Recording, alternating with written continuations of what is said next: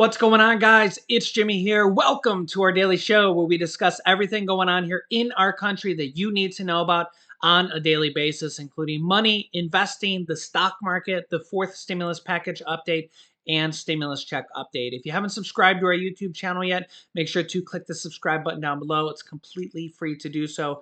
And remember that new videos come out here every day at 10 a.m., 3 p.m., and 8 p.m. Eastern Standard Time. Also, thanks for hitting the like button for us. The Nonpartisan Congressional Budget Office, known as the CBO, just came out and says that inflation has topped. Doesn't mean inflation is going to go down here dramatically right now.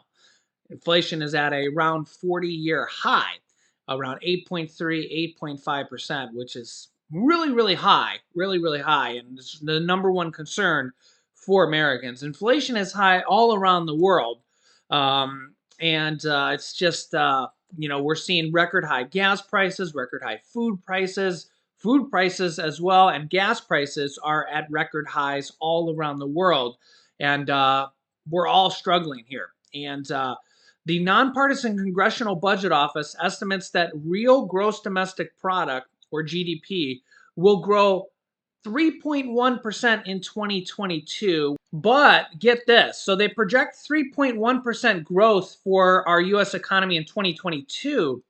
But in 2023, they project it to go down to 2.2%. And in 2024, they project the US economy to only grow 1.5%. So they're basically projecting us to go into a longer recession. They're projecting the US economy to start growing slower over the next 2 years, 2.5 years. Yeah, as you can see here. So let me know your thoughts here. They do project inflation to start going down. I think that this is what I think here as well. I don't expect inflation to last for multiple years this high. They expect inflation by the end of 2022 to go down to 4.7%. In 2023 to be back down to 2.7%, which would be pretty much back to normal, and 2.3% in 2024. Anywhere in the 2% range is fine, is much better than we have now. So they project that we will be back in the 2 range by next year. Unemployment rate at 3.7% in 2022, which is about where we are now, 3.6% in 2023, and 3.8% in 2024. The federal funds rate at 1.9% now and 2.6% next year, which means the Fed will continue to raise interest rates. Raising interest rates means that people will continue to pay more interest on things like credit cards and variable rate mortgages, car loans, any type of new loan you go to take out, you will see higher interest rates. And the Fed has already raised interest rates 2 times this year to help lower inflation. That's one of the main tools that the Fed has to lower inflation right now, and they're already in the process of that. They're going to raise rates potentially 5 more times this year. Yeah, and possibly even next year as well.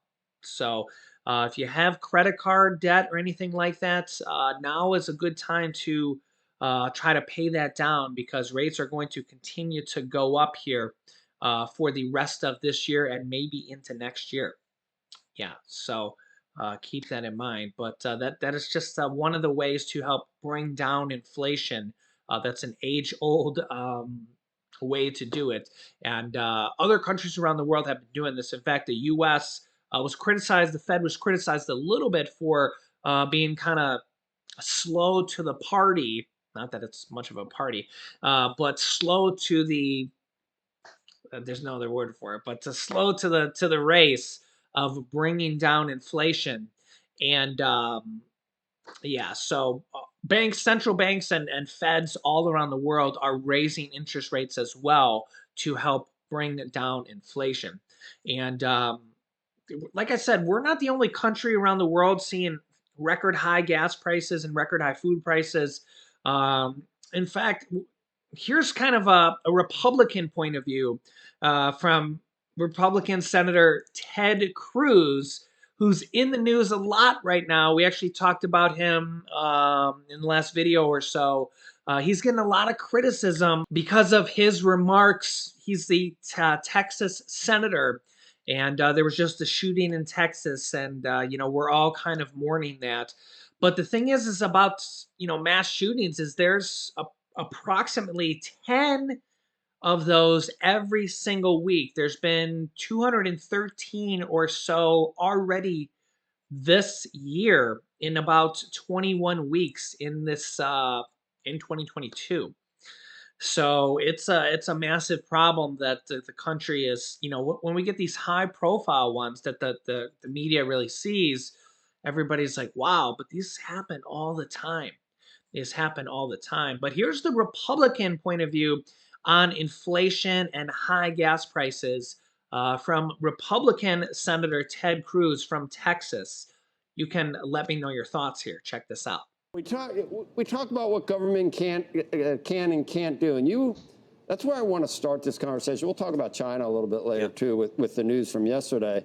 But you introduced some bills where the government would induce drilling, or at least induce hydrocarbon production. And I'm wondering does that make sense? If that reminds me of social engineering or corporatism, or the government getting into what the free market should be doing on its own. Does that go against what you would normally do by trying to tell companies how they should be deploying their assets? Well, let me be very clear. I don't want the government drilling for oil and gas. What I want the federal government to do is get the hell out of the way and let the private sector operate. It's an amazing thing watching the White House's talking points, because they're right now trying to claim these skyrocketing gas prices they have nothing to do with it. It has nothing to do with any government policies. And that doesn't pass the straight face test. Joe Biden, when he was campaigning in 2020, he promised the American people, he said, if you elect me, I'm going to shut down drilling. I'm going to shut down drilling on federal land. I'm going to shut down drilling. End it now. That's what he promised. And if you look at his record, he's put in place policy after policy after policy. It has been a relentless assault, all designed to do everything possible to stop domestic energy production, to stop production of oil in the United States, to stop production of natural gas. And it's had its intended effect. We've seen when Biden became president, the average price of gasoline nationwide was $2.38 a gallon. Today, it's actually, the numbers you have, I think, are one day off now. Today, the national average is $4.71 a gallon. That is a massive impact that is hurting working families across the country. And suddenly, the political operatives in the White House realize people don't like spending $100 to fill their minivan. They don't like spending $150 to fill their truck. And so now the White House is trying to blame everyone else. They're trying to blame the greedy oil companies. They're trying to blame Vladimir Putin. Anyone but the people who actually put these policies in place. Let me just give you a look at this is a Wall Street Journal today, and it's a bigger. This predates the Biden administration, and it turns out that now the way that certain oil executives are paid has nothing to do with production anymore. In fact, it used to. And that's been changed because of pressure. And it comes from all over the place, from ESG and from some of the financial institutions that have been induced, or because of maybe Larry Fink. He's running a big financial institution, doesn't want hydrocarbon production, so he's pressuring these companies. So it predates the Biden. I would certainly blame it on the left side of the equation, and on climate hysteria is one of the reasons that we've gotten to this point. But it's not Biden. It's everywhere. It's in Europe. You can't look anywhere where there isn't pressure being brought to bear on fossil fuel companies to leave fossil fuels in the ground. Well, you can look at the United States in 2017, 2018, 2019, and 2020. And listen, I agree with you. Does Wall Street bear some of the responsibility? Absolutely. Does Larry Fink personally? There's a Larry Fink surcharge. Every time you fill up your tank, you can thank Larry for the massive and inappropriate ESG pressure. And by the way, when Trump was president, one of the things I sat in the Oval Office with him and urged him to press back against Wall Street using ESG to try to leverage and force people to stop energy production. America being energy independent is incredibly important for our national security and also for the vibrancy of our economy. But Joe, look, on this show, you guys cover the markets all the time. The White House's talking point on the oil companies is they say suddenly the oil company CEOs are these evil, greedy bastards. Now, I'm not going to suggest to you that oil company CEOs or any other CEOs are wonderful, altruistic Mother Teresas. They all have profit motives. But you know what? They had a profit motive when Trump was president. They wanted to make money, too. And the idea that suddenly things change, you know, if you can just look at the facts for a second, and in particular, Biden sworn in $2.09 is the average price of gas. Now, look at the decisions that Biden made. He starts on January 20th, the very first day in office. He cancels the Keystone Pipeline. That's on January 20th. Then on January 27th, he halts new oil and gas leases on federal lands. Then on February 19th, he rejoins the Paris Climate Agreement. Then on May 7th, he takes 30% of lands off limits for oil and gas. Then on June 1st, he halts drilling in Anwar, the incredibly oil-rich small region of Alaska.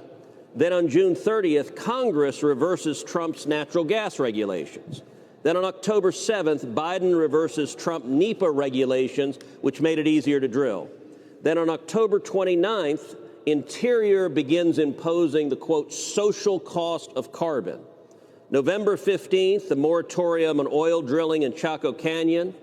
And then right here, February 24th, Russia invades Ukraine. So from here to here, Russia had not invaded Ukraine. That's all Joe Biden. That's government policies. Now, after the invasion of Ukraine, yes, that had an effect driving up prices, but also after that, March 1st, Biden releases oil from the Strategic Petroleum Reserves.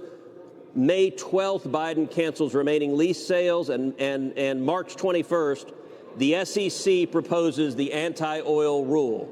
It has been a relentless war of policy, and I point out, Joe, this is what Joe Biden promised us. In this instance, not many instances, but in this instance, Joe Biden and Kamala Harris are meeting their campaign promises. No, I have the tape. Look at me. Look at me. I will end the fossil fuel. I have the tape. I have the tape during the campaign. Yep. You know, we had a bleep earlier, and what'd you say? They're not a bunch of Mother Teresas. Did you see that, Becky? We were ready to bleep that again.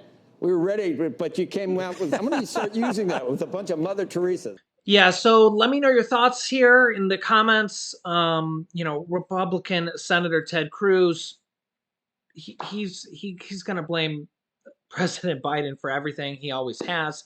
To give you a little bit more of a world point of view, where gas prices are around the whole world. Gas prices are at all-time highs all around the world. And this is why I'll show it to you right here on the screen so you can see the proof here. Here is the national average gas prices of the U.S. according to AAA here. So $4.60. This is an all-time high here as of today. Okay, you can see here. This is the highest they have ever been, which is unbelievable, right? $4.60 continues to go up here.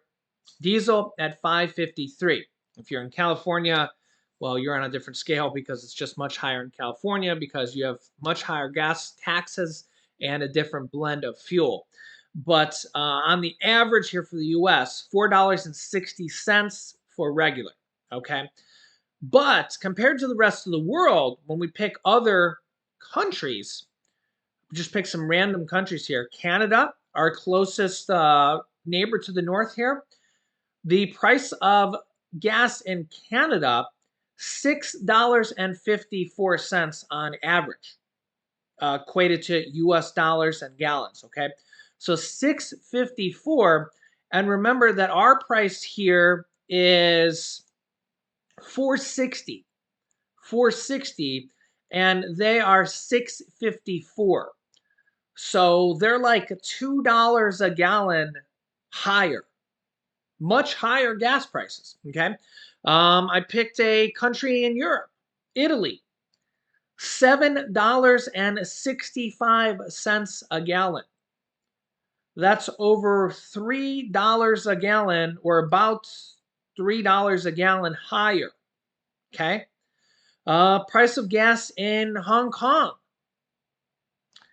$11.08 a gallon.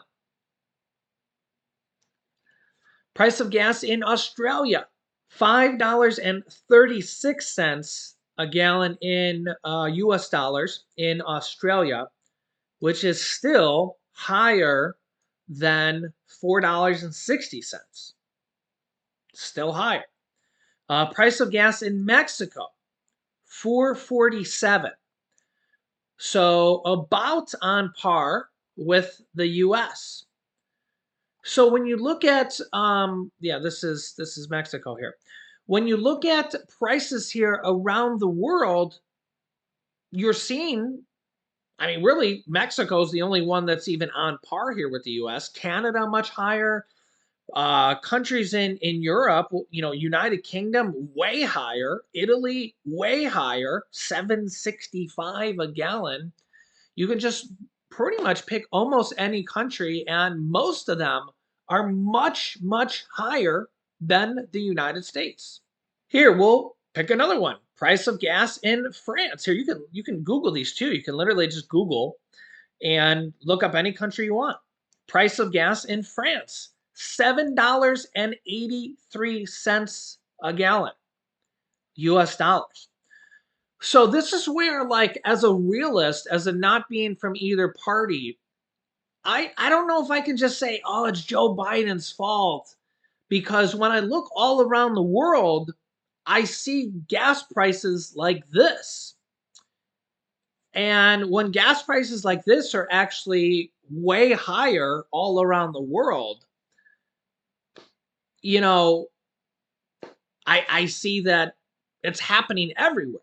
And in fact, it's much higher everywhere else. And then, I kind of think that, Republicans always blame Democrats. Democrats always blame Republicans. Things like the Keystone Pipeline, you got to remember that a lot of people don't even really know this. Maybe you do if you watch my channel. The Keystone Pipeline was never even open. It was never even been functional, guys. It was only about 8% completed when it was, quote, shut down when Biden came into office. It was never even completed. It wasn't even functional. It needed over $1 billion still yet to complete. And even then, it was only a pipeline. It doesn't produce any oil. It's just a pipeline. Okay, so I get the whole, look, Republicans want to blame Democrats.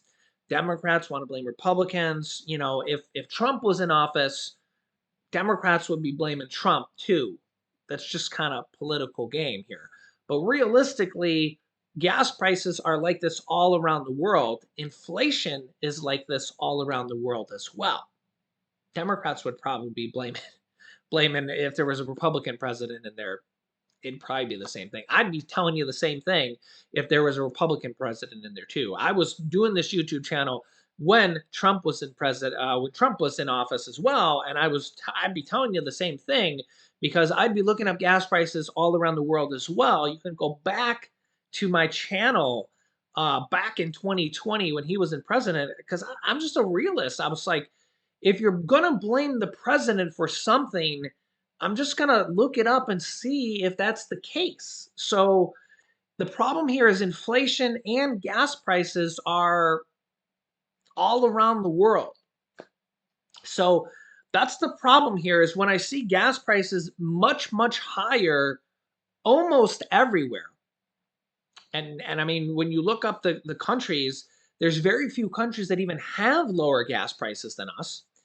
And the countries that have lower gas prices than us are very, very little even lower than us. I don't know. you tell me. It's just, now that doesn't mean we don't need to try to bring it down. And I mean, if I was president, you got to try to do everything you can. That they're trying to release strategic oil from the strategic oil reserves, and they're trying to stop the war. Just try to do everything you can, right? They tried to pass the gas price gouging bill, which they did in the House, which all the Republicans voted against. So it's a difficult situation here. It's a difficult situation, and of course the war is exacerbating it. Even Ted Cruz said that. It showed the spike of oil once the war started, or the price of gas, which is intermingled. It coincides with each other. But you're gonna let me know your thoughts here. I get that it sucks, and I don't know. I'll keep you up to date here with everything. So let me know your thoughts here in the comments. New videos come out here every day at 10 a.m., 3 p.m., and 8 p.m. Eastern Standard Time. Make sure to subscribe down below. I'll keep you up to date here. It's completely free to subscribe. But do you agree with the Republican point of view? Do you think it's completely the president's fault, the Democrats' fault? Do you think it's more in the middle? Do you think gas would be $2 a gallon if we had a Republican president there? I don't know. Guess maybe we'll know here in the future if we have a switch, or a switch in Congress, which may be happening soon. So I'll keep you up to date here. You can click here to watch my newest video next, and you can click here to watch my newest video on stimulus checks. I'll have a big video on that coming up here for you soon, actually, as well. Thanks, guys, and I will see you in the next video.